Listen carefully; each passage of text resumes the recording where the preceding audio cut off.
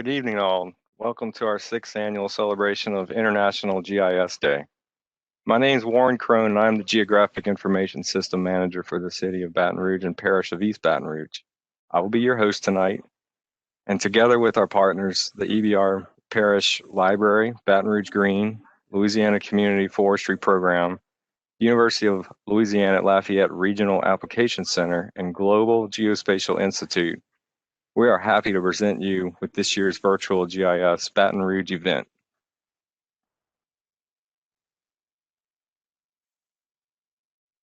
Our event's being broadcast from the East Baton Rouge Parish Main Library at Goodwood.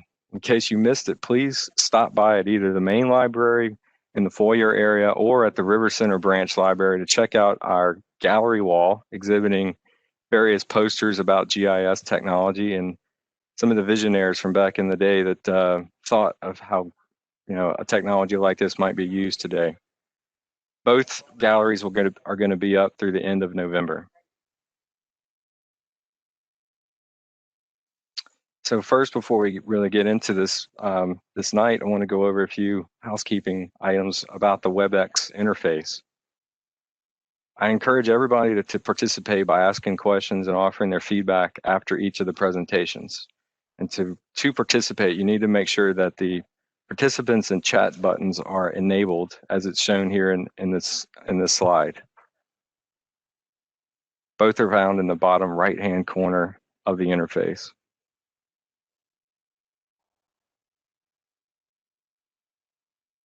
If you want to use the chat feature to send your comments or questions during the presentations, just make sure that you have chat set to everyone as shown here in this slide. You could also use chat if you're experiencing any difficulties, and one of us will try to help you. If you want to verbally ask your questions after the presentations are made, then use the raise hand feature. Clicking the button shown here in this slide. We will unmute you and you'll be able to ask your question to the panelists. Just remember that after you've asked your question, to please mute yourself. All right. So thanks again to everyone who's joined us online tonight as we hold our first GIS Day event virtually.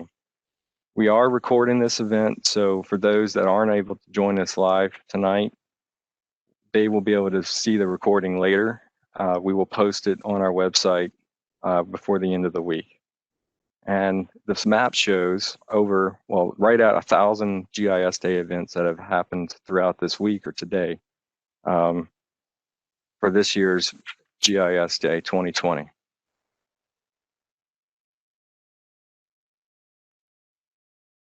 The following is an outline of the various sessions that we're going to go through tonight. We have 4 guest presenters who are going to speak to us about real-world applications of GIS technology and location-based data. Each of the presentations will be about 15 minutes long, and I'll leave about 5 minutes afterwards for questions and answers.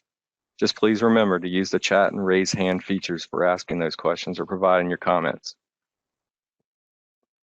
Putting this together, the program, one of the silver linings in is that we're being able to have panelists from all over the region, the United States, and a matter of fact, from across the pond in the UK. Typically, when we do this in person, that would obviously not be possible to have folks like that come in. So it's widening the spectrum for the audience to learn about GIS applications, but also giving a chance for those presenters to reach new audiences. So really, it's a win-win situation. Also, between the presentations, we're going to announce 5 lucky participants who have a chance of winning an ArcGIS for personal use license courtesy of Esri for registering our event on their website. So again, these are the sessions. We're going to start with a topic about COVID-19, move to another session with flood prediction monitoring, wildfire response, and then finally wrap up with our city parish's newest initiative, the Citizen Data Academy. Now, without any further delay, I would like to introduce our first speaker, who's from right here in Baton Rouge, Miss Mathilde Silverberg, will be presenting on how GIS technology was used and is still being utilized for the COVID-19 response in our parish. Mathilde works with Healthy BR in the Office of the Mayor President and will overview the solutions that were developed using a variety of data sources to provide situational awareness and improve decision making. Mathilde, you have the floor. We'll pass you presenter rights.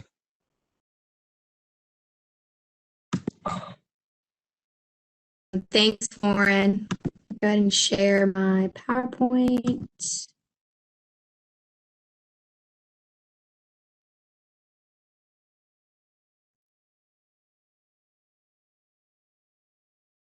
See it. Awesome. Thanks, everyone. Good evening. As Lauren said, I'm Mathilde Silverberg. I currently serve as the Ending the HIV Epidemic Coordinator for the city of Baton Rouge, but at the start of the new year, I'll be taking on a new role with Healthy BR. Healthy BR is a nonprofit that's housed in the mayor's office here in Baton Rouge, and it is focused on her Healthy City initiative. I'm originally from Baton Rouge. I went to undergrad at the University of Georgia, where I studied anthropology, art history, and public health. I then went on to Emory in Atlanta for my master's in public health, focusing in global health and community health development. And I'm really excited to be here today to talk about an unexpected but really beneficial partnership that came out of our COVID-19 response here in East Baton Rouge Parish. So I'm going to take us all the way back to March, where this all began. Kind of for timeline awareness, on March 16th, we stood up the first mobile community testing site here in Louisiana in partnership with the Baton Rouge Clinic, Baton Rouge General, Our Lady of the Lake, Oceaner Health, Women's Hospital, and the Mayor's Office of Homeland Security and Emergency Preparedness. And just a short while later, on March 26th, our internal COVID-19 dashboard was created by the East Baton Rouge GIS team. So soon after our dashboard was created, we began utilizing it daily to help in decisions making for the mayor's office locally, but as well with our healthcare partners here. Every evening, excuse me, Mathilde. Yes. Hey, it looks like you're having some bandwidth issues. Can you stop your video? It should keep the share going. For sure. Is that better? Yes, it is. Thank you. Okay, awesome. No, thank you. So as I said, we started the internal dashboard first and quickly used it for decision making for the mayor's office, but also with our healthcare partners. Every evening we had an after action call for about the first 2 months of COVID response, where we would assess the data all together and see where we stood as a community. So here's a screenshot of the main page of our internal dashboard. It was called the Mayor President's COVID-19 Dashboard. You'll see that by using GIS, we were not only able to view COVID data around testing and cases in a numerical way, but also spatially. And that spatial data, you'll see the map to the right-hand side. This was critical for us in helping us understand our community spread. So we'll go into that. Here's a closer look at the map that we used to analyze community spread. So what happened was the GIS team took data that we were receiving from the Louisiana Department of Health to create square mile hex bins to show where cases were in East Baton Rouge Parish. And through this map, we were able to visually see the data and help us to determine where we should be doing community testing, or if there was an area we needed to increase community testing. Much of this testing would have been done through a mobile testing site, for example. This map was also really beneficial for us because we used already pre-existing databases that GIS had, such as data on race and socioeconomic status, and overlaid that with our COVID case data so that we could maybe see any trends that were happening. And it also allowed us to be with our testing and make sure that we were being mindful just of all of the different determinants that really go into the spread of COVID, that we were taking that into consideration.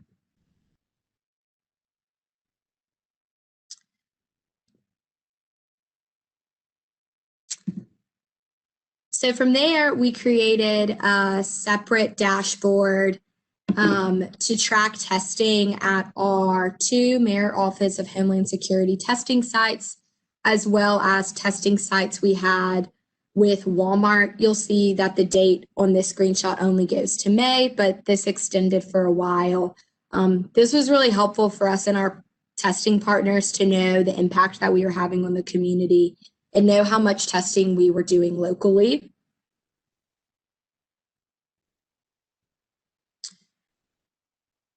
We also use the internal dashboard to help us with congregate living.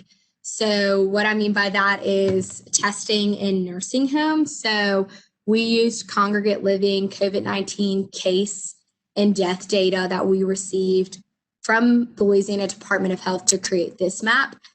We would show this to our hospital partners again during our nightly calls.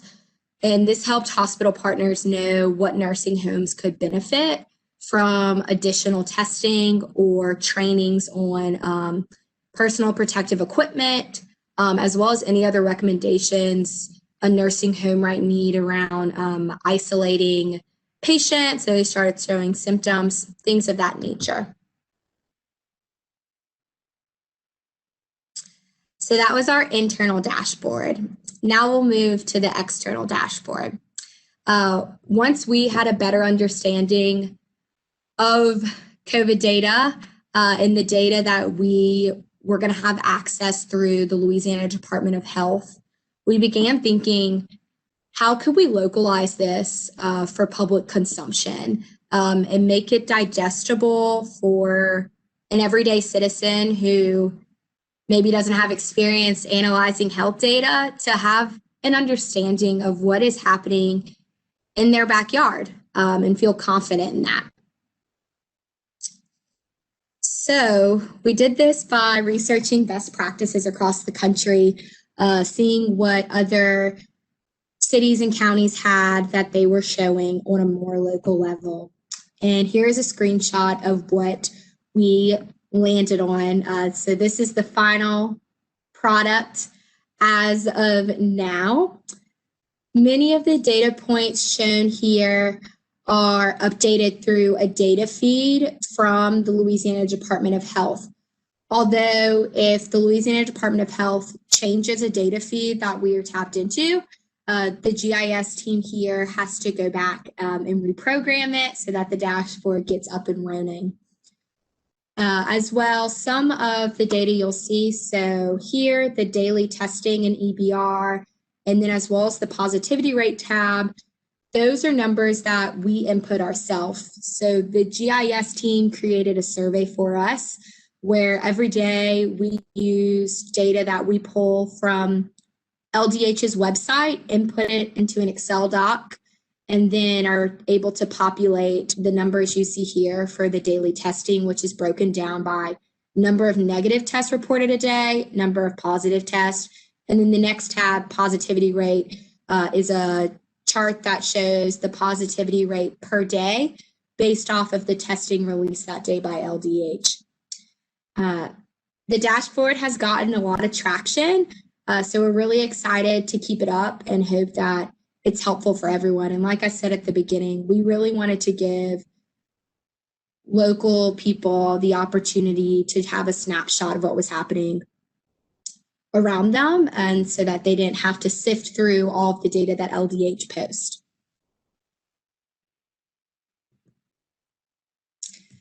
Lastly, we used GIS services to create a testing locations map. And how we did this was we reached out to all of our amazing healthcare partners and crowdsourced all of their testing location information, sent that over to the GIS team, and they were able to create this awesome testing location map for us. It's on the East Baton Rouge Parish COVID-19 webpage. It's really simple and user-friendly. All someone has to do is type in their address and set the mile radius, and it will pop up for them all of the COVID-19 testing locations that are around them. I think everyone can remember really early on in COVID, people really just wanted to know where they could get tested, if they needed a doctor's order, if they could just walk in, if they needed insurance. And so we have all of that information located on this testing map. We do the best that we can to keep it up to date, and thankfully our hospital partners are really great at sending us their most up-to-date testing information.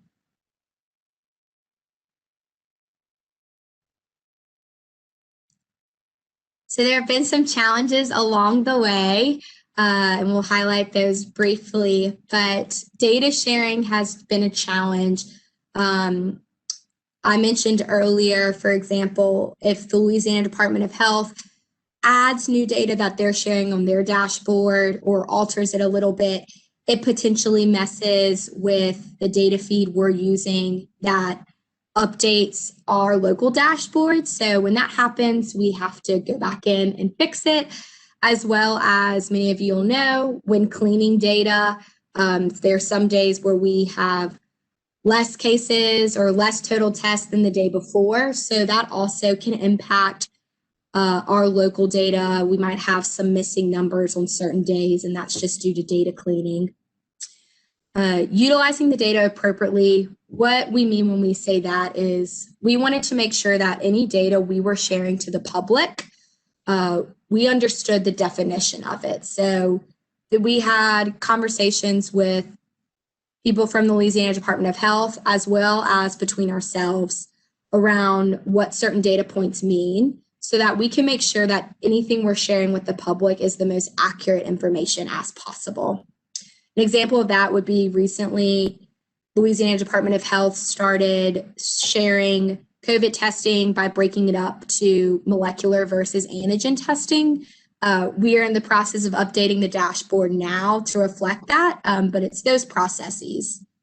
And then lastly, data entry.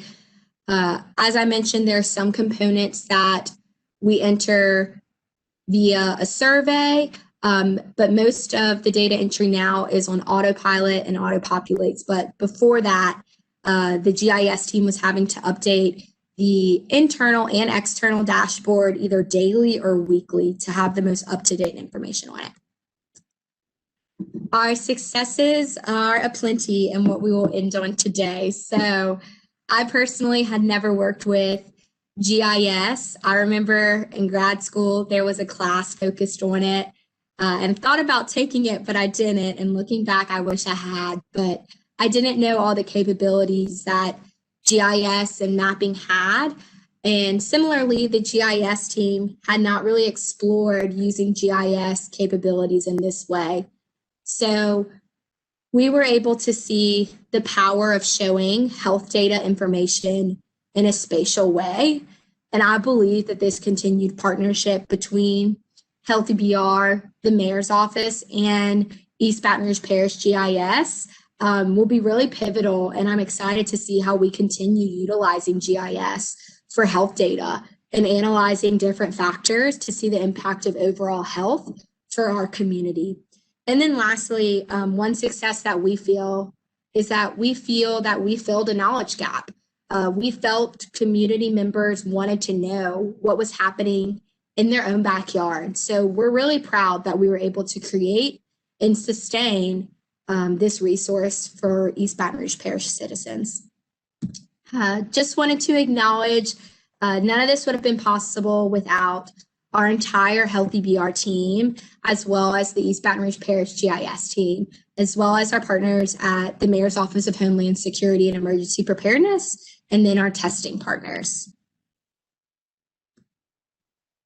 Any questions? Thanks so much, Mathilde. That was a lot of background and information about how you all use data and GIS technology. And you're able to leverage this for decision making in the mayor's office, as well as for the healthcare community at wide. So we appreciate this, and anybody that has a question, you can either type it in the chat window, just again, make sure it's to everyone, or use the raise hand feature and we'll unmute you so you can ask Mathilde a question.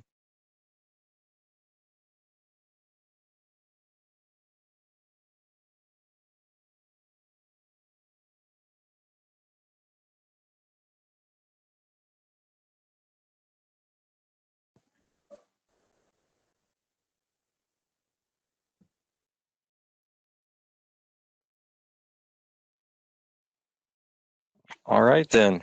Mathilde, that means you knocked it out the park. Thanks, Warren. I'll drop in the chat the link to our dashboard if anyone's interested in looking more, and then put my email if anyone has questions after they look at it. Great. And before before we move away from this, I just wanted to make one more point about this dashboard that we created. It was highlighted in the Esri user conference earlier this summer, which was held virtually this year, and over 80,000 people were tuned in when the screenshot of our dashboard was in the plenary presentation. And even better than that, Esri's considering it. It's made it to the last round of considerations to publish in their annual map book, which is distributed around the entire globe. So we're crossing our fingers, hoping that our mayor's office internal working COVID dashboard makes it into print. All right. With that, I'm going to go back and share.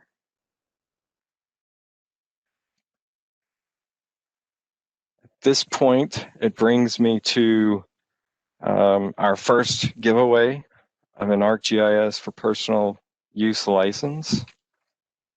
And I have selected a person who, and the reason this person in particular is getting this is because they were first to register for the event, and they have the initials GIS in their name. So the license is going to go to Mr. David Gisclair. And David, you're going to receive an email from the EBR GIS team with the certificate and the code to redeem your license. But I might call you up next year to see what you did with it and ask you to do a presentation. So you're going to have to get to work. All right. Our next speaker is coming to us all the way from Brighton, United Kingdom. He's going to present on the topic of flood prediction and monitoring using GIS technologies. And about now, it's right around midnight for Mr. Paul Drury of Ambientel Risk Analytics.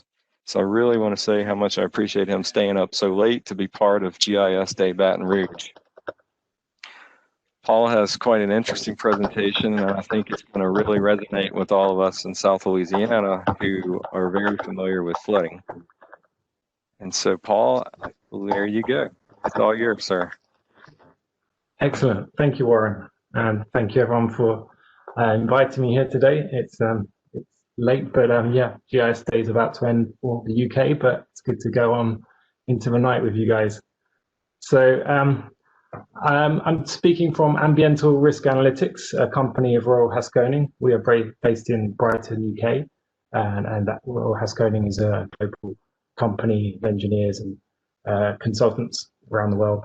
And we use GIS in many ways, and for flood risk management, it's really at the core of what we do in terms of the data and the systems which we develop. So I'm going to give you a bit of an overview of what we do and the context around it, and give you a bit of an insight into how GIS can really help to improve flood situational awareness. So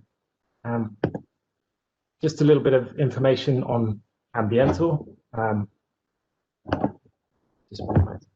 So yeah, we are experienced in flood modeling. We use GIS for modeling flood around the world in pluvial, so that's rainfall flooding, fluvial, which is river-based flooding, and tidal, so storm surges, each requiring different modeling techniques and different data sets. And we've over 10 years of experience making and maintaining high-precision national flood maps. So yeah, experienced in the techniques and industry best practice and use country-specific methods to develop flood models. And we're known for also building risk rating products. So not just understanding where the flood hazard is, but what is the impact of that hazard? How will it affect people and properties? And what will be the financial implications of that? And we've done a lot of innovation around climate change modeling as well. And I'll touch on all of these as we go through the presentation. So the map here on bottom left just shows where we have existing product and technology around the world. So we have, a lot of focus on Europe, but a lot of products in Asia and Australia, and some flood mapping in the United States as well. And Royal Haskoning has considerable experience in performing detailed multi-hazard risk model studies internationally. My focus is going to be really on the Ambiental side of the business. We're a smaller team based in the UK, and flood is really our focus. So saying a bit of context first, the flooding problem globally, it's estimated that 147 million people are impacted by floods from rivers and coasts annually. And it's predicted that the number of people harmed by floods will double worldwide by 2030. So it's a growing concern. In USA, since 2015, there's been more than 100 people who have died because of floods every year. So it's a problem that needs addressing in terms of the human risk. But in terms of financial risk, coastal flood damage in the UK will increase from 1.8 billion per year in 2010 to 38 billion in 2050. So there's really big orders of magnitude increases predicted. And that's because the flood hazard itself is likely to increase, but also there's been a lot of development around floodplains and in riskier areas. So there's more exposure to the risk. And half the exposed population are in 3 states, Louisiana being one of them, and also Massachusetts and Florida. And looking at Louisiana, you guys who live there will know more than me, but certainly there's been major catastrophic flooding in 2015 with Hurricane Katrina. And in 2016, there was a convective thunderstorm system which caused a lot of flooding. And that event in 2016 flooded over 146,000 homes in Louisiana, resulting in 13 deaths and damages of estimated between 10 to 15 billion. And this year, in 2020, Hurricane Zeta was the 5th named storm to hit Louisiana in what was an unprecedented season for hurricanes. So this map here just shows a lot of where the risk is across Louisiana. Louisiana is ranked number 2 in the USA in terms of the proportion of properties with substantial flood risk, 21.1% of properties. And nearly 500,000 properties are currently with substantial risk of flooding in Louisiana. And by 2050, the number of properties considered at substantial risk of flooding will have increased by 70%. So it's in that context that I hope that this information is useful. So how do we look at using GIS really to support flood disaster risk management? This image here shows the disaster risk management life cycle. And there's different activities which need to be acted upon during events, but also when events aren't happening. So, planning and preparation tasks. So flood hazard maps are really the core of what we do. We produce data sets of raster and vector data, which show the extent of flooding and the depth and also different probabilities of flooding, different return periods. And from that data, we intersect it with databases of where the properties are, so address points and building polygons and other mapping elements of infrastructure to derive risk ratings for those. And more recently, we've been really looking at how we can look at long-term risk. So not just what the current day flood risk is, but what will it be in decades' time into the future. And we use climate models for this. Traditional flood mapping uses statistical data from the past to form a view of the likelihood of a flood of a certain magnitude, whereas these models look at what the future scenarios will be. So if there's a high emissions scenario, which looks like we're going to get increased rainfall in the future, we build a flood map which reflects that and gives us a different view of risk. And flood forecasting is a technology where we can help to mitigate risks. So by bringing in systems which tell you where and when flooding is going to occur, you can take actions which help to save lives and to reduce losses. And so we've developed flood forecasting technology. And I'm going to go on about some of that, some of the work we've done in collaboration with Hexagon Geospatial to build a system. And also flood monitoring is important. We can use satellite data, remotely sensed, and bring this into GIS systems and process it to produce meaningful flood extents, to tell you where and when a flood is, well, to show you a footprint of where the flooding is, and to help you to manage your disaster response. And finally, FloodCat is an insurance product. So we work heavily with the insurance industry to look at quantifying losses and to understanding, for helping them to write claims, but also to look at so they can model situations like what if Hurricane Katrina was to happen again today, what would be the impact and the losses given the current exposure. So we can develop GIS orientated systems which help us to visualize data, to analyze it, and to host it within these cloud-based applications. And this is a screenshot from a project which we undertook for London, the government of London, and it's a situational awareness system which gives you flood forecasts and flood maps, and also live impact forecasting, so that you can the impact in real time of what a predicted flood will be on your assets. And this was developed in collaboration with Hexagon Geospatial using their smart map technology and map enterprise backend systems. The concept we looked at here was how can we provide automated workflows which provide situational awareness for actionable intelligent outcomes.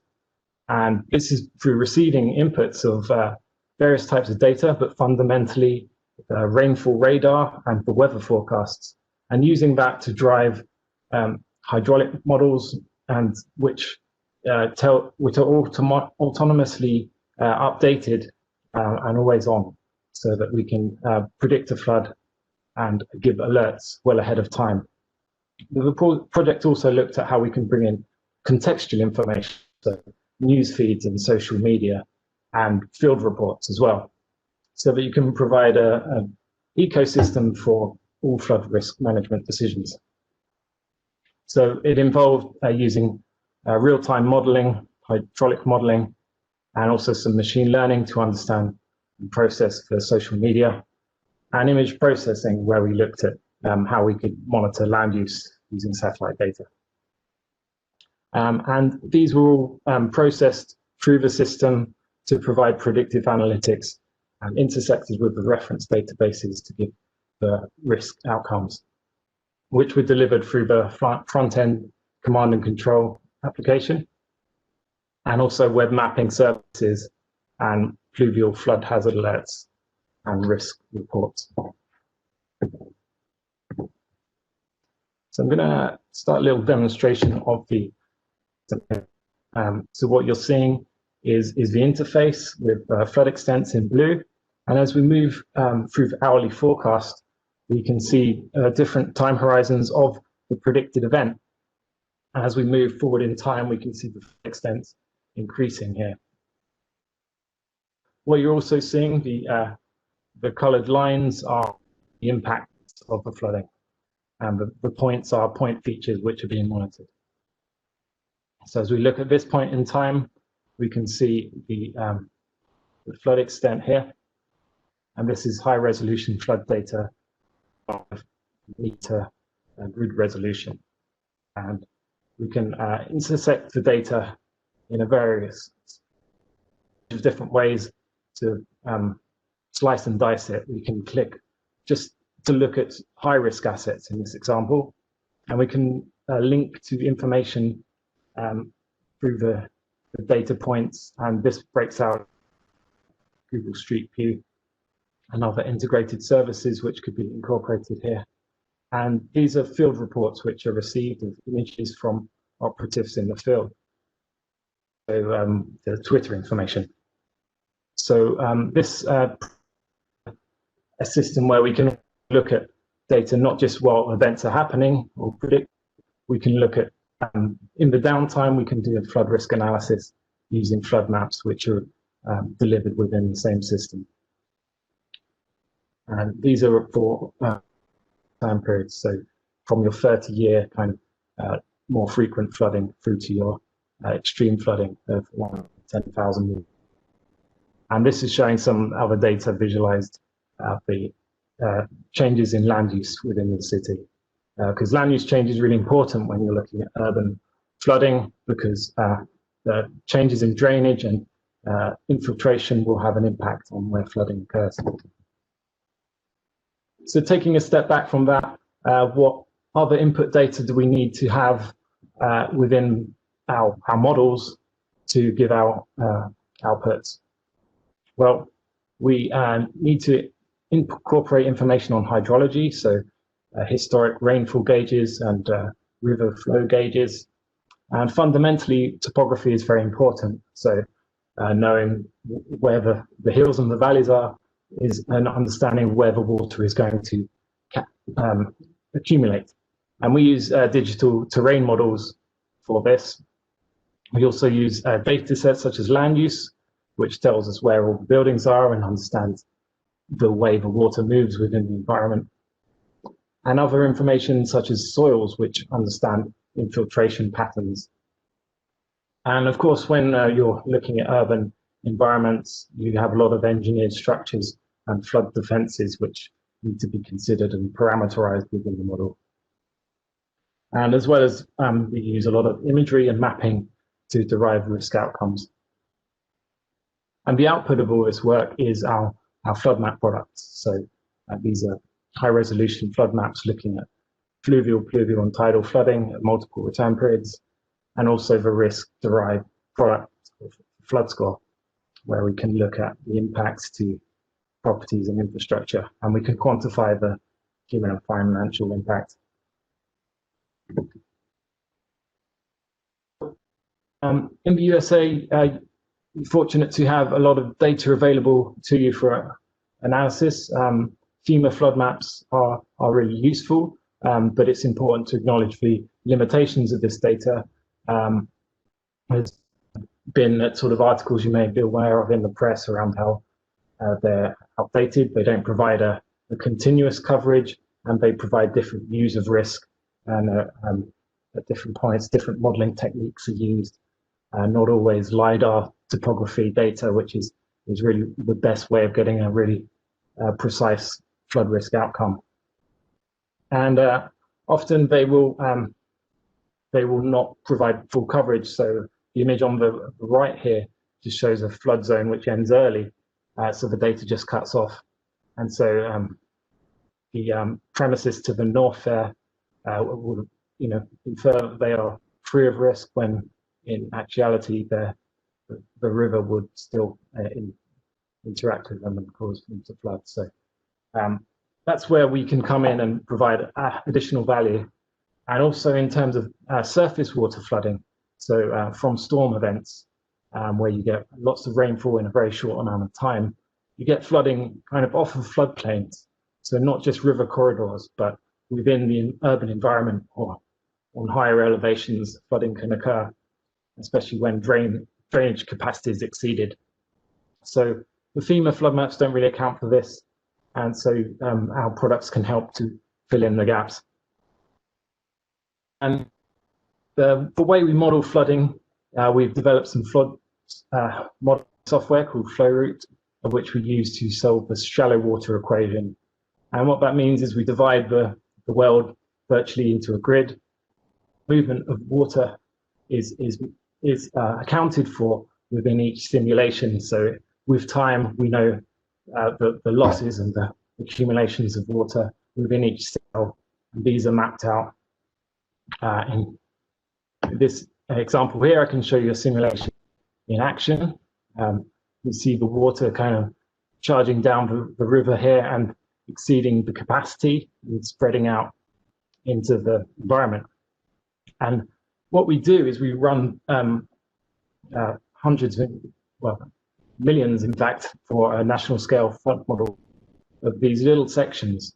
And we use a lot of geoprocessing to build them into our flood map end products. So we use ArcGIS model builder to automate a lot of these processes and to give us workflows, which mean that we can model really anywhere in the world within a quick amount of time.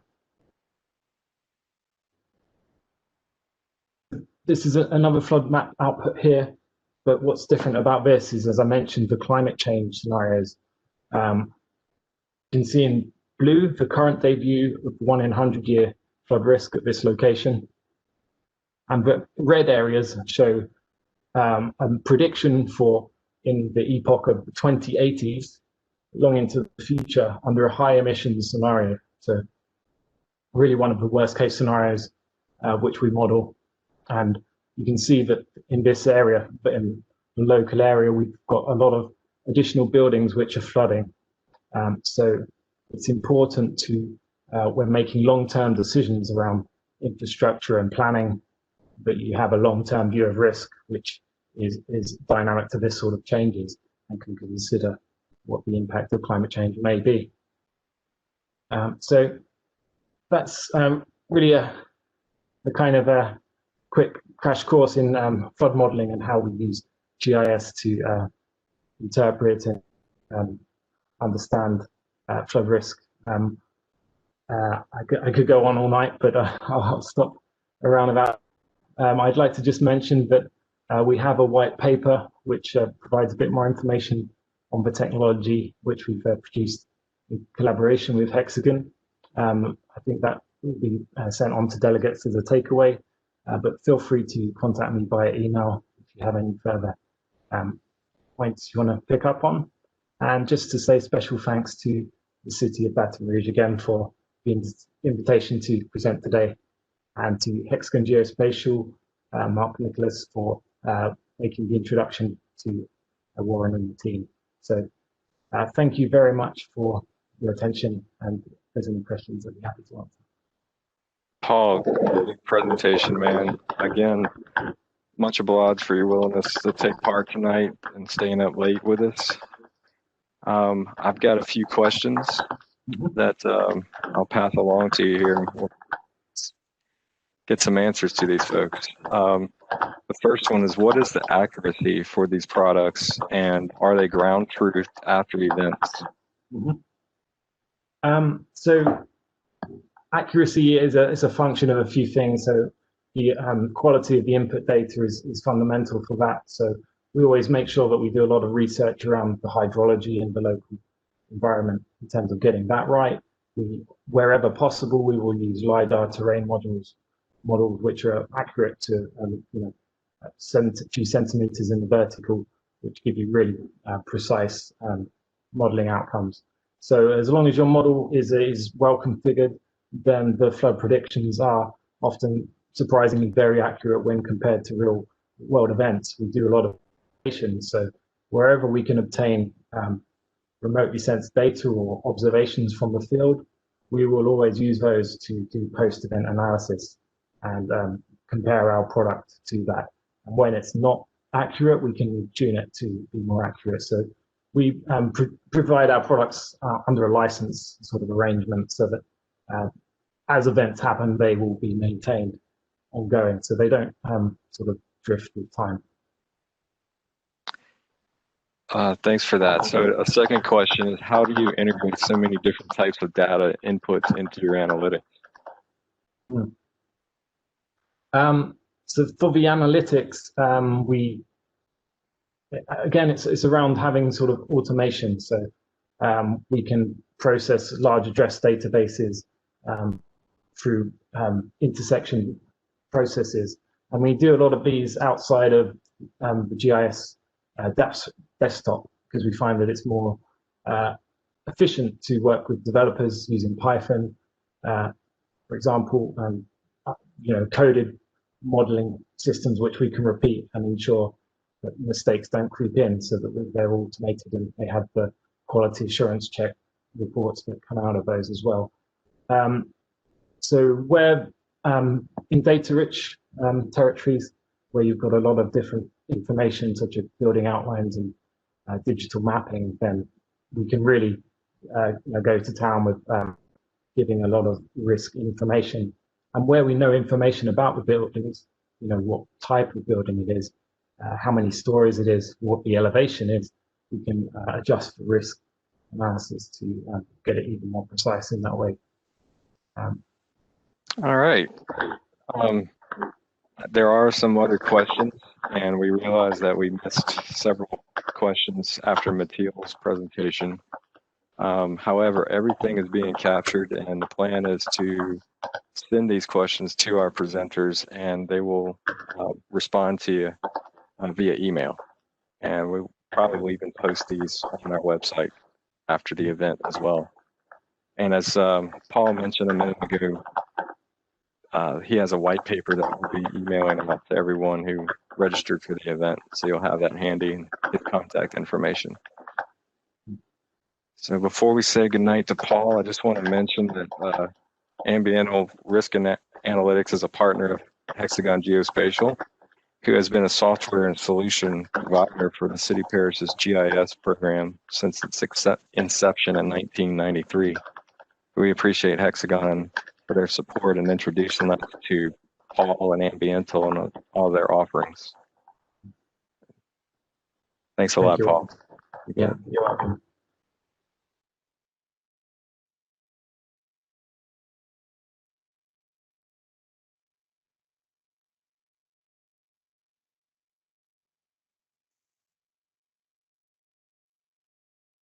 All right, at this moment, I want to share a little bit with you about some of the GIS Day student activities that have been going on this week. And to start with, I'm sharing a slide with you here about the 4-H Tech Club projects. 4-H works in partnership with the LSU Ag Center, of course, and the Global Geospatial Institute to learn about and utilize GIS technology and applications. Some of their projects listed here: urban heat island effect at their schools, mapping crime incidents, learning actually to fly drones, workshops about healthy living, and a couple applications that they've actually built to map your activities. This has something to do with quick capture for ArcGIS. It's an app that is used to track your jogs, your walks, your hikes, your bicycle trips. And another app called Where's the Food? I wanted to make everybody aware of these activities by 4-H, and that they put together a short video that we have posted a link to on the GIS Day website on the city's webpage. Also, this week, nearly 500 students from area schools, including Baton Rouge High, Scotlandville, Pre-Engineering Magnet Middle, Park Forest Middle, Estrema High, and West Feliciana High School were involved in a couple activities that were developed to teach the youth how to create story maps and to use an app called MyTree. This graphic here is showing you an example of a story map that the students worked on. The theme of it, of course, here, presidential birthplaces. And this activity was coordinated and led by the Global Geospatial Institute, Ms. Fern Harvey. And the other that I mentioned, MyTree. MyTree is an app that started here in Baton Rouge and was created by Baton Rouge Green and the Louisiana Community Forestry Program. Mr. Christopher Cooper of Baton Rouge Green led the activity, and the students that participated used the MyTree app to collect not only the location of, but also the size and the type of trees around their schools and other locations. When all of the data is recorded in their app, MyTree returns the ecological benefits of each tree, or the eco benefits. As part of the activity that Baton Rouge Green put together for these students, there was a competition to see which school collected the trees with the most eco benefits, as well as the largest tree. And believe it or not, the same school and students won the challenge, both challenges, and that's West Feliciana High. So congratulations to them. I think Baton Rouge Green has some special prizes for you guys. We also were able to put together over 100 ditty bags for the students, and those are going to be dropped off at the schools later this week, or some of them have already been dropped off. Thanks to our sponsors again for helping putting those ditty bags together. All right. So real quick, I want to take another moment to give away a couple ArcGIS for personal use licenses this time. And the winners of these two licenses are going to go to Xiaojing Tian, I hope I pronounced your name correctly, and Rachel McKinnon. Xiaojing and Rachel, you're going to receive an email from the city's GIS account with a certificate and a code to redeem your license. Good job. All right. On that note, our next speaker is, I believe, coming to us from Wyoming tonight, and we'll be presenting on the topic of wildfire response utilizing GIS. As everybody's well aware, it's been quite a year for both wildfires and hurricanes. While we're pretty familiar with the damage hurricanes bring, we're not always really that familiar with the damage from fires. Miss Chris Ferner, who goes by Fern, is our presenter on this topic.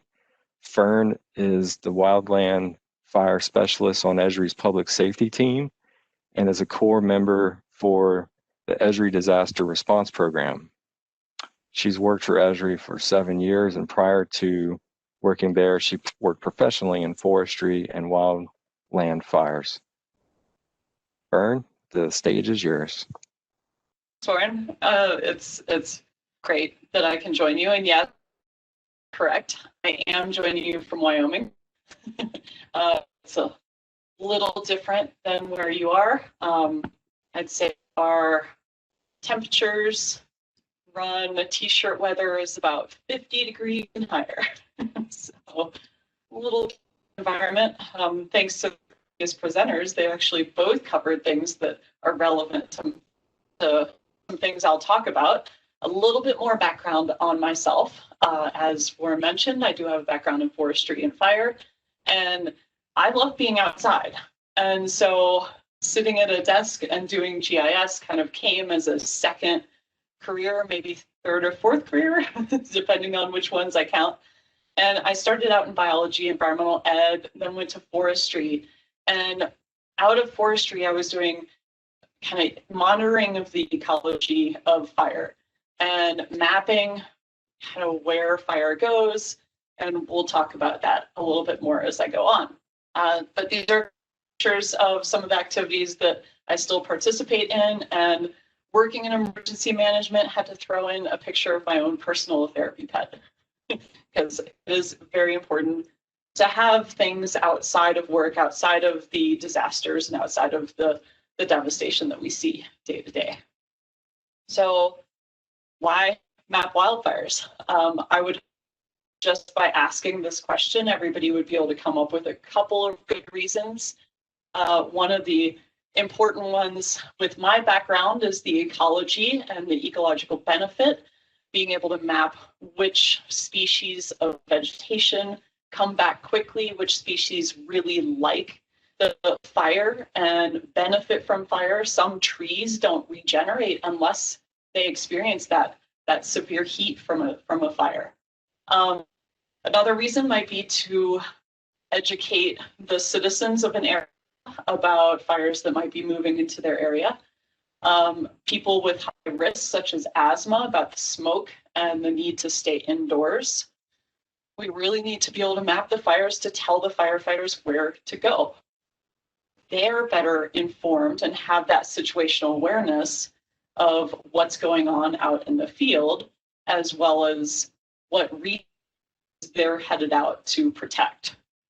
And then following the fire, we map them so that we know where damage might have occurred, whether that damage is of structures or maybe a culvert got crunched and no longer allow water to flow under a road. And then that could lead to backup of materials and some eventual flooding. I can probably think of a dozen more reasons, but those are just a few that mind. So where do fires happen? You ask. I know if you ask my mom, she would say they always happen out west, but in reality, they happen all over the country and all over the world. These are fires within the past year.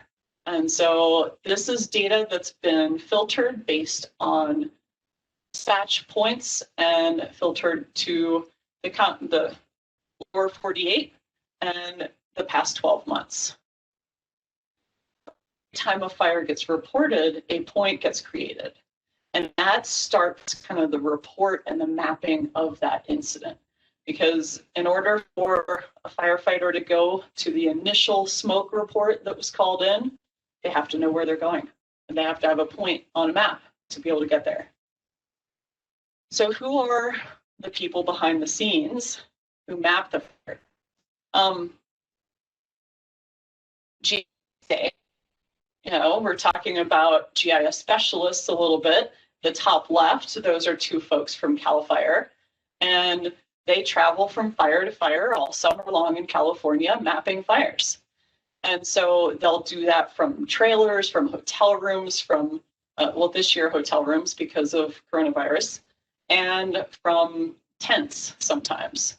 But they out without the help of people on the ground. And so those folks are going to be your firefighters, as you see in the bottom picture.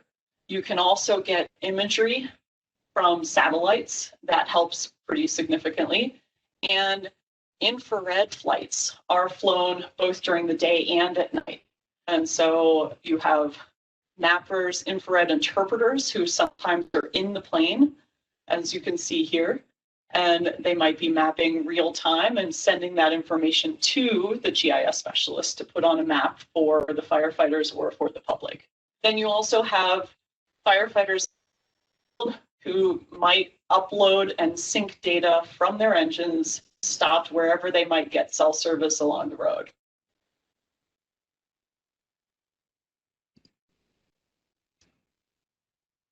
So when I go out to a fire, and I still go on site, maintain all of my field and GIS qualifications. So I still can take some time off from my day job and go out and work on an incident. Or I might go out as part of my day job. Traditionally, we really worked in these yurt tents you see in the bottom left and in trailers. Because of coronavirus and the need to spread out a little bit more, we also are working in hotel rooms and buildings this year. So the picture at the top is 6 feet apart, spaced desks of a couple of GIS specialists scattered around in the basement of a ski lodge, which obviously during fire season is not being used for anything else. And then my workstation, I was the lucky one who got the window view. Not sure how I pulled that one off. These are a few, the top two pictures are from more traditional fire environments where you'll have a whole lot of people crammed into one space. It's noisy, it's distracting, it's very hard to come, very hard to focus. And you're working 16 hours a day. On wildfire incidents, you work 14 hours or 14 days in a row, 16 hours a day during that time, and then you get 2 days off before you're allowed to go back out on another fire should your boss approve that. We also have plotters running and braking right next to us. A big challenge is keeping those running in the environment that we're working in. It's often dusty and power surges and internet is always a challenge. And on the bottom is how we used to display maps all the time. Now, traditionally, you'd have a briefing in the morning with 2,000 firefighters standing in front of us, or maybe 500. And that's a lot of people in one space. So this year, they did those briefings virtually. So there was not as much of a need for the plotting of paper maps. This meant that we actually could get maps to everyone with more accurate, more real-time information on it, which was really pretty impressive. See in the bottom picture, that actually is from this year, because if you look very closely, it does say wear a mask. But on the left and right, you see signs of the modern times with the large TV screens. That's what those black things are. They're not turned on because a briefing is not currently happening. But it's kind of that blend of the way we've always created maps for fire briefings, as well as some of the new options. So in the early 2000s, the kind of wildfire community, because of the 14-day work limit, at the end of 14 days, working on a fire, then I get up and leave. And I go home, I go back to my day job, and I'm no longer working on that incident. Well, that creates a problem because everything I've created, all those maps, have to be handed to the next person. And imagine taking all the files on your computer and handing them to somebody and expecting that person to be able to, without missing a beat, get up and continue using them. If you're like most of us, we have our own way of organizing things. So for fire, for the sake of being able to have seamless transitions from GIS specialist to GIS specialist that don't impact the firefighters, we have these standards that are very well used. They're required on fires in the US, and they go through not just the folder structure that you see, but also how you name each file. And that helps everybody stay in the same speed, so that if I go to a fire in California, the data looks exactly the same as if I go to a fire in Montana.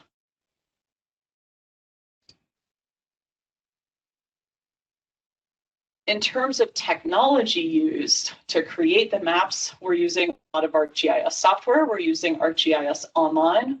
We're using desktop such as Pro.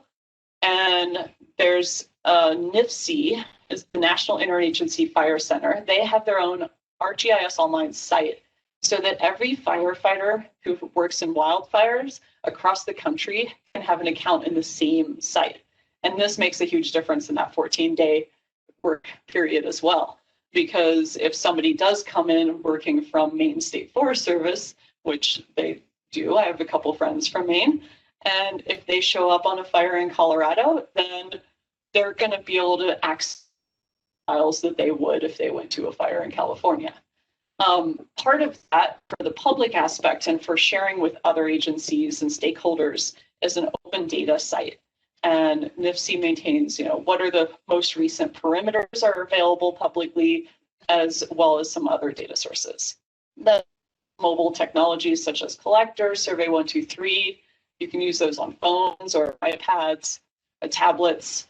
I think in fire we put a lot of these to the test of how well they stand up to the conditions and to the fact that we're using all of this 16 hours a day. And that can be a little bit tricky. So one of my favorite maps this summer was on a fire in Wyoming. It's actually, I could see out of the living room window from my house, and it was the fire. It grew to, I think it was just under 1,000 acres, somewhere around 170, 180,000, I think. But the folks working on that fire created a awareness app, and what that really means, we're trying to know as much as they could and share this on a daily basis with the operational staff in the field. And so they included the features about the landscape that the firefighters were working on, the roads, the trails, what kind of vegetation, what was the health of the vegetation. So if it's healthy, is it more likely to burn at a higher temperature? Is it less likely to burn at a higher temperature? What elevation is it? What's the steepness and the aspect of the slope? Does it face the sun or does it face the shade? Is the soil damp consistently throughout the year? There's a lot of intermittent and permanent lakes and streams. What kind of things might help stop the fire? And what might the firefighters be able to use to help stop the fire, as well as ownership? Whose land are they going to be on? So it was really impressive to see the way that they use this map during twice daily meetings and briefings with folks. So had a version that they were using in ArcGIS Explorer so that everybody in the field could see it kind of as it changed. For damage assessment, kind of a little bit to that post-fire activity. Damage, is traditionally done by paper. But I like to say, just say no to paper.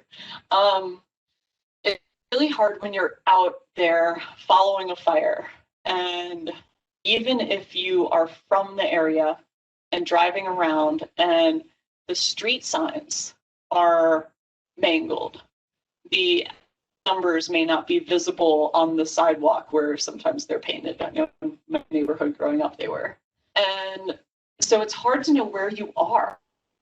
So using Collector or Survey 123 gives you the GPS location and the ability to record all kinds of information. A lot of folks will do a windshield or a rapid survey where they go through and just determine the status. Is it there? Is it not? In fire, usually the first thing that they can do, because typically the fire is still burning when they do that. And so they'll have firefighters who are wearing full protective gear do that initial view. Then the county, the assessors, the utility companies, all of those folks have to come through as well. And so if you start that out with the digital data collection, then it's something that everyone else can access as well. You don't have to ever have it be public. You can share it just from one department to another, which is really helpful when you're getting into that response and recovery phase. Thinking about what you share publicly, I mean, that last map actually, so the campfire structure, I worked on that incident for quite a few weeks. And yeah, I forget how long the assessment took in California. Typically, they do damage assessments faster than any other state. Unfortunately, they have a little bit more practice, but they have an amazingly efficient program where they collect the points, they have people QA, QC, look at the photos, look at the address, make sure it all matches what information they have about the area. And then they have a view of that doesn't contain all the information. It contains what's necessary to share to the public. So the people can start seeing right away if their neighborhood or their street or their house is impacted. Public information is hugely important. It really helps to kind of share what is it that's happening out there, what's impacting the community. There's different ways that this can be done. US Wildfire Reports is a public information web mapping application that a lot of folks can use. There's a share button where you can set it to, when you send somebody the link, it'll just send the extent that you have zoomed into. So you don't have to create your own map with all the layers on it. The layers, a lot of the publicly available layers are available in Living Atlas. INCIWeb is a site that's used by the fire community in the US. It contains maps, photos, text information, alerts and announcements. A lot of times it has that contact information of who to reach out to for more information or for support or for evacuation notifications. And then the story map, this is a very, very good story map. It's created by a public information officer.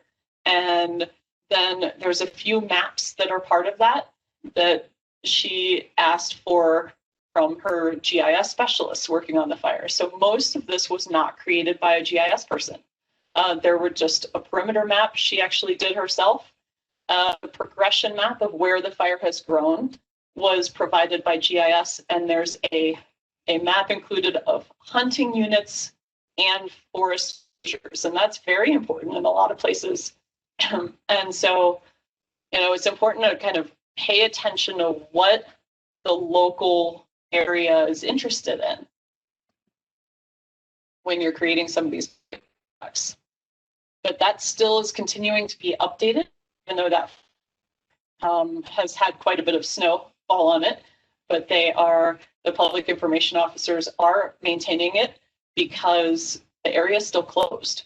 So the public is not allowed to go in that area. There's still some heat. There's still some erosion happening.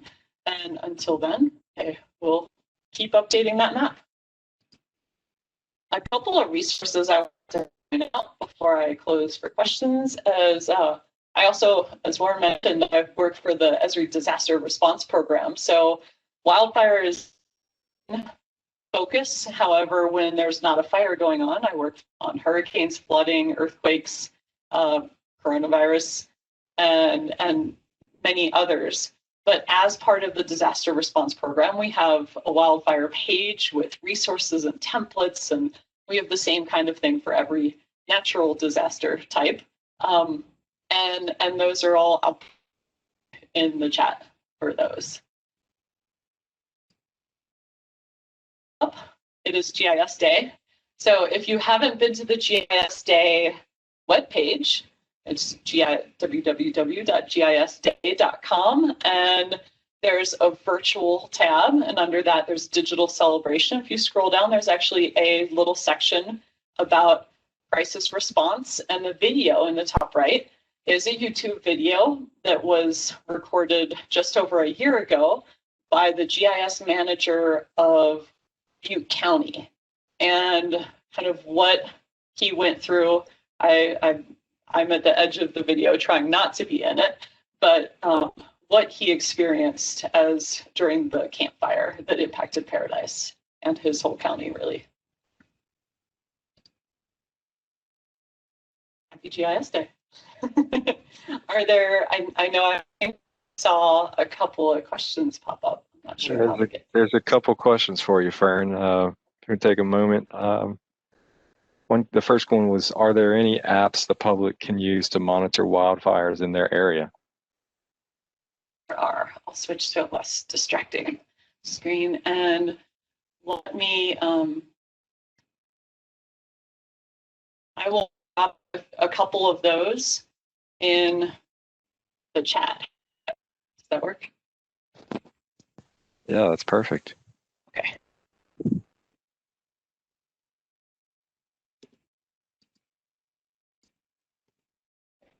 What other questions do we have? Someone asked, is the Situational Awareness app something that will be standardized throughout the National Wildfire Coordinating Group?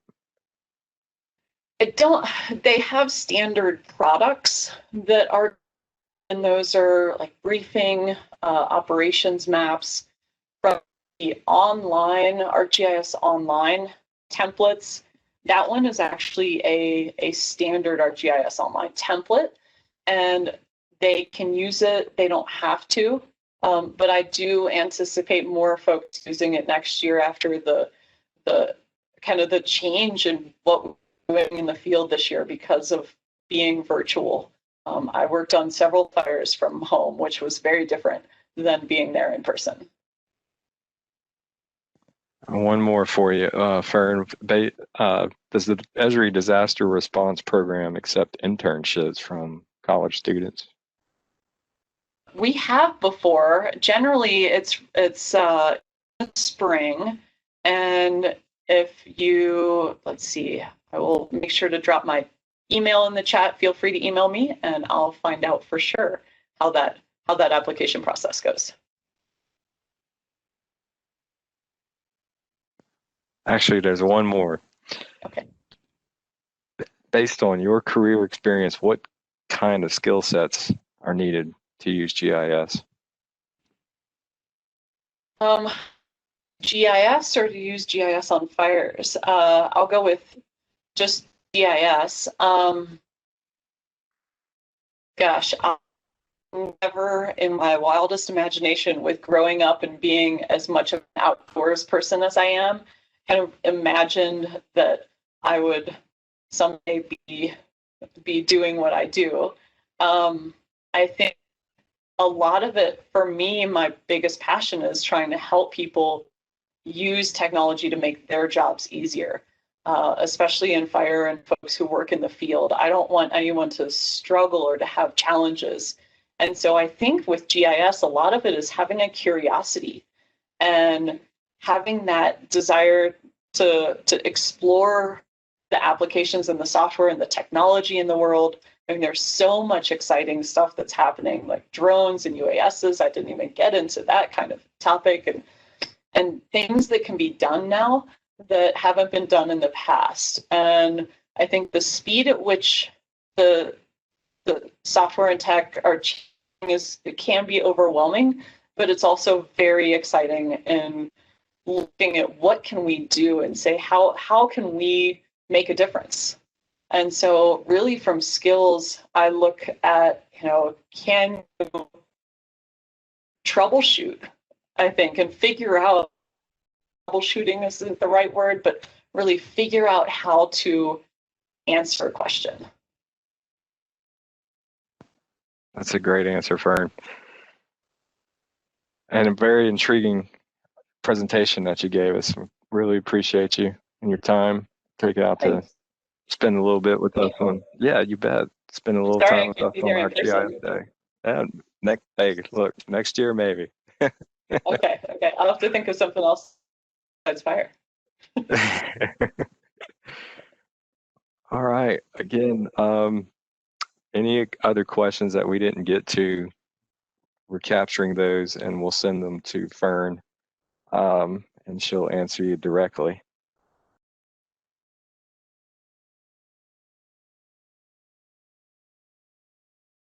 All right.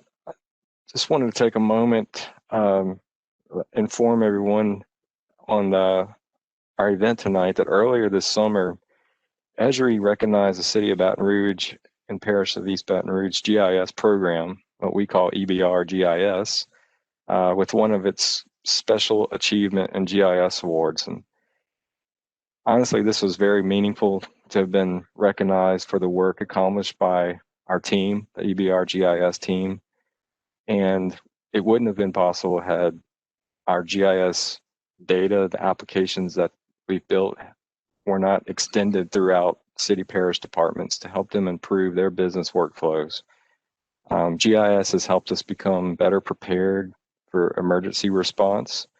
We support public safety with GIS, and we're driving innovation by being more transparent with our data and our applications, and it's helping us to engage the community. So we just want to really say to Esri, thank you for acknowledging these accomplishments and presenting us the Special Achievement GIS Award.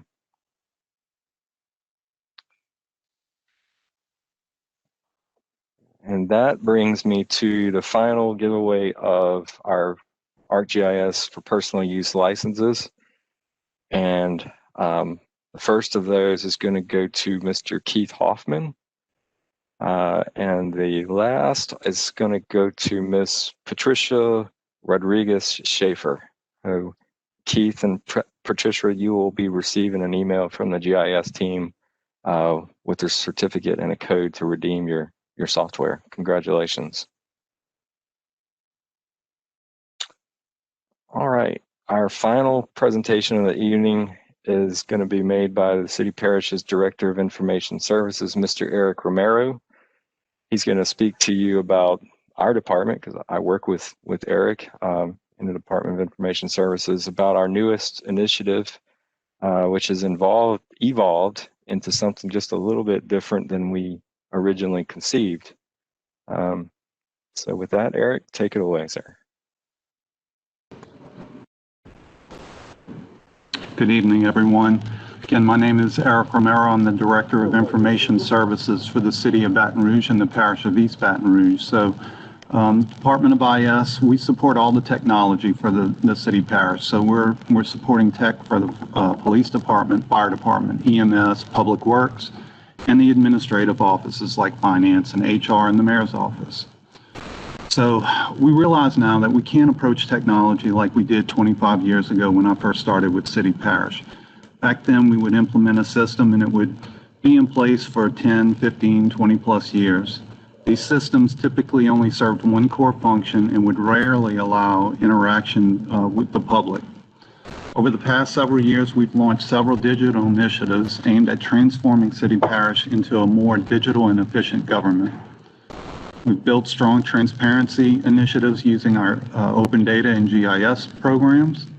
Legacy applications such as our financial and 911 systems have been replaced, increasing internal efficiencies and providing robust data for strategic analysis.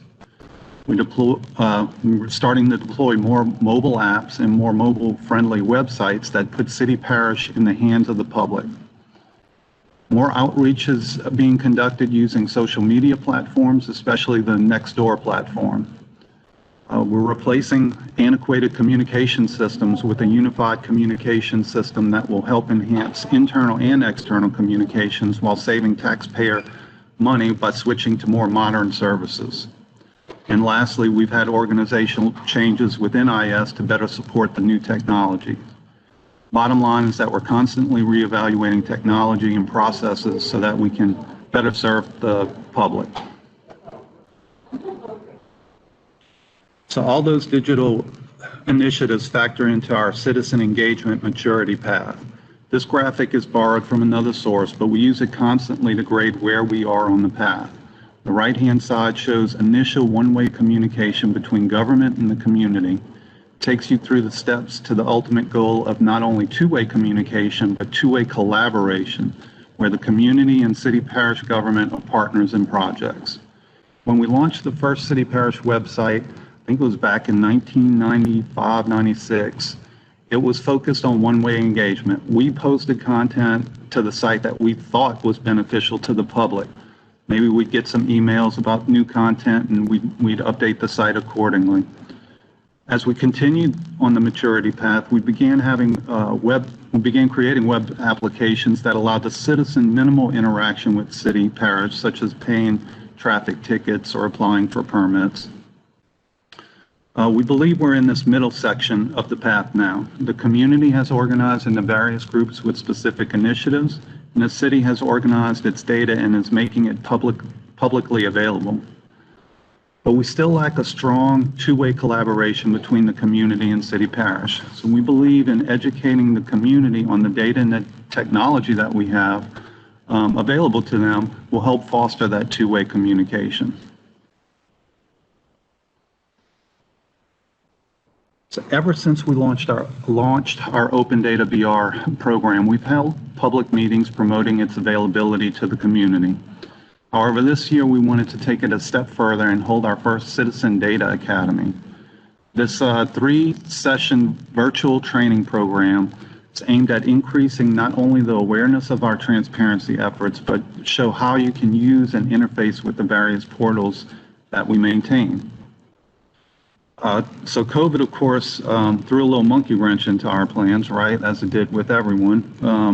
We weren't able to hold our in-person training sessions, and but it presented a new mechanism, that these virtual meetings that we're all grown accustomed to over the past few months.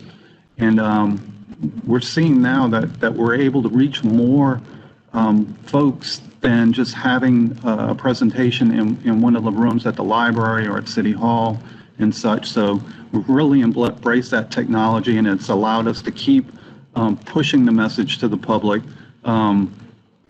about all the new technologies and the offerings, and allowed us to continue with our plans for the Data Academy.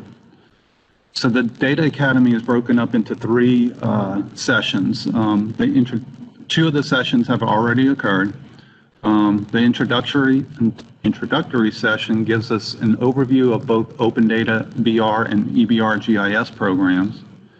The intermediate session shows how to interact with data available.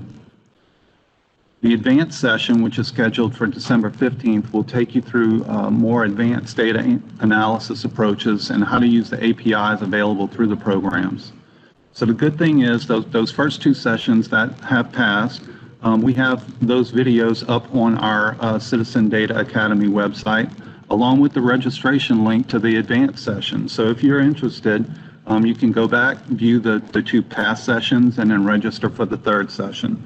So that website is, as it says on the slide, brla.gov/Data Academy. Lastly, I wanted to talk a little bit about an award that we recently received.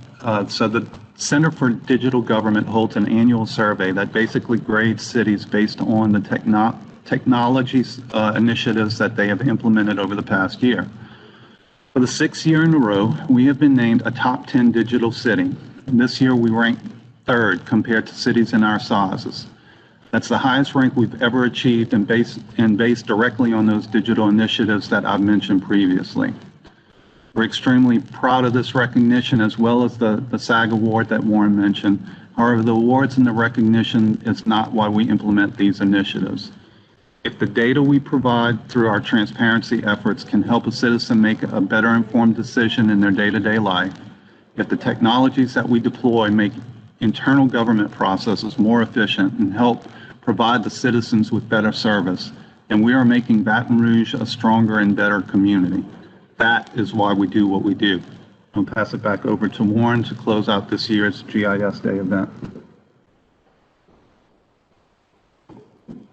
Thanks, Eric. And like you said, the virtual Citizen Data Academy is something that has happened as a result of being unable to present in person to the public as we had originally intended. But now that this virtual academy has started, we're going to be able to develop even more sessions and build that 2-way collaboration and sustain it between the city, parish, and our community. This does bring us to the end of our virtual GIS Day Baton Rouge 2020. And as I mentioned earlier, we do have this session recording, and we're going to make it available on our GIS Day webpage as soon as possible. Please visit the site. We'll have more information available, and we're also going to send all of the questions to the presenters that weren't answered. And hopefully you guys can get feedback from those panelists. When the event ends, you're going to receive an auto-generated email, and please take a moment to provide us feedback to help us continue improving GIS Day and to help us plan for 2021. We've already booked the event for the River Center Branch Library in downtown Baton Rouge, and that's going to be on Wednesday, November 17th, 2021. I hope everyone will be able to join us and make it, a new location for what's becoming a good event for our city. Once again, I want to recognize our presenters, Mathilde, Paul, Fern, and Eric, and as well, I want to thank the sponsors, the East Baton Rouge Parish Library, Global Geospatial Institute, and Baton Rouge Green. And to all of you that have participated tonight, I hope you have a good night and a happy GIS Day. Thank you.